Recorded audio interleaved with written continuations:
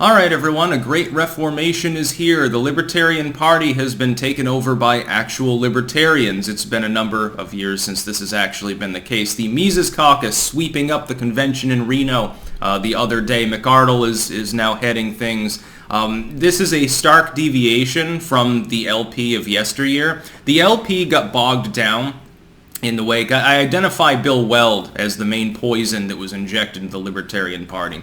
With Gary Johnson and Bill Weld, what happened is that the Libertarian Party swung into Wokeville and heavily against many of the more puristic libertarian issues on which the party has actually won at least local and state level victories in the past. Gun control, drug war, and stuff like that, in order to have Johnson, who didn't know what he was talking about, talk about foreign policy, an abandonment of the concept of protecting the United States at large by throwing the border open. I do not see that as a libertarian proposal, for example. The idea is that right now there are two power poles within the LP. Mises Caucus clearly the more powerful one at this point. There's them. That's libertarianism. It is a broad tent approach. There are monarchists, ANCAPs. There are people like myself that are more classically liberal, but lean further classically liberal, maybe than some. Constitutionalists, etc. They've got their own party, but it's an afterthought party. In all honesty, there's really no room for it, I'm sorry to say. And then you have like the Bill Weld, Joe Jorgensen libertarians. Bill Weld abandoning the LP the second that the campaign was over to go back to being a Republican anyway, after having sworn up and down he wouldn't do that. And those are the money-making libertarians. They're very libertarian in the sense that they care about themselves. They're the egotistical libertarians that people pretend all libertarians actually are. They're not principled.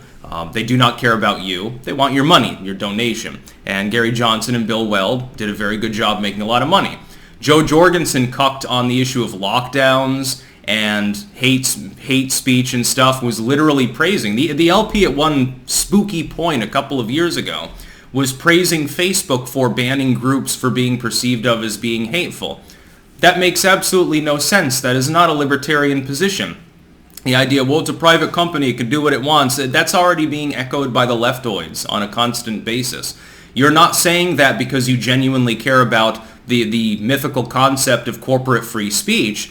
It's because you've abandoned the concept of individual free speech. You, wrongfully I think, believe that the current cultural zeitgeist of wokeness and censorship will continue and has gained enough popularity to be palatable and therefore help you raise money, and that's the real reason that Jorgensen involved herself with that horse shit.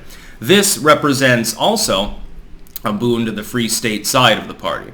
As you know, the Free State Project is the idea to pump libertarians into New Hampshire and begin seizing control of local and then eventually state government. Now, I would like to say that the more hardline proposals that the Free Staters often make, like, hey, we're going to literally secede from the United States, I don't think that any of them actually believe that that would be a palatable idea, number one, to even most libertarians. Number two, wouldn't result in effectively just being wiped off the face of the earth by the U.S. military. I would point out that New Hampshire does not have what Texas and Vermont have. Maybe Vermont should be a free state in the future, which is an original rider before they were technically part of the U.S., guaranteeing them the ability to leave the Union if they voted to do so. Whether that would be respected or not, of course, is an entirely different issue, but at least the civic premise is there.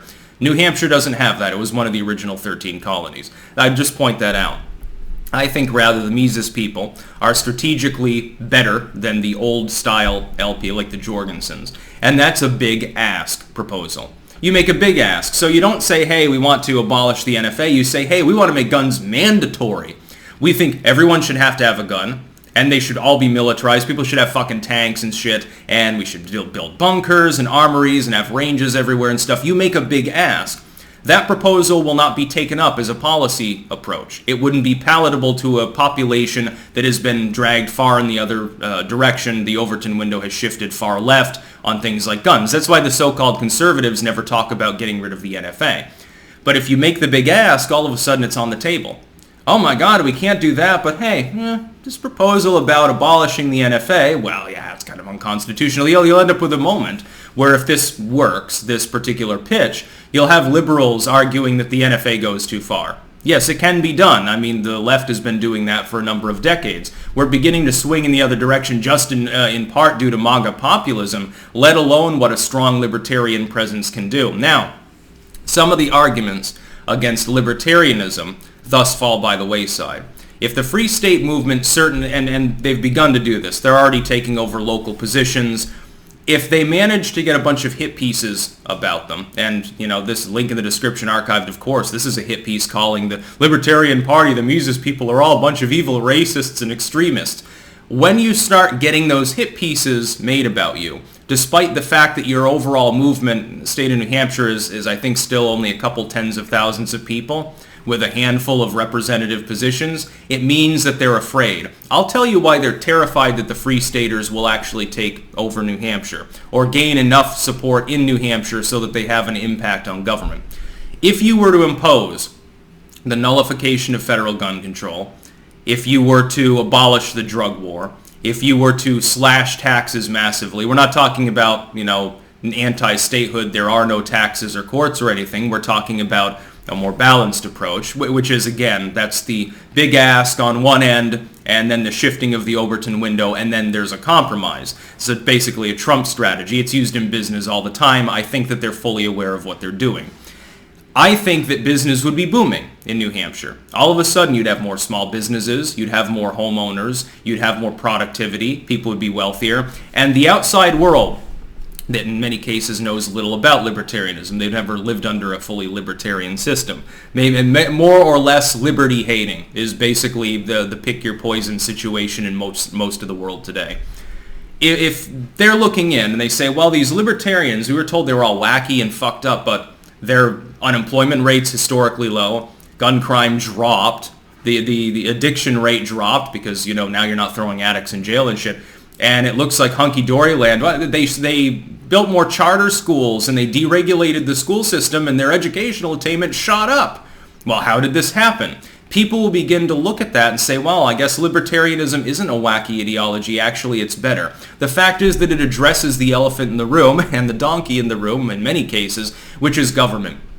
Government has created all these problems. Government intervention causes economic issues. Government intervention causes crime to rise. Government intervention causes disparities in the justice system. Government intervention causes wars. Government intervention causes people to hate one another. Government intervention into the legacy media, literal state propaganda post-Obama decision-making, allowing them to do that, is causing all manner of havoc within U.S. society. Libertarianism actually addresses these things. I don't see even most of the Republicans addressing more than one or two of these issues.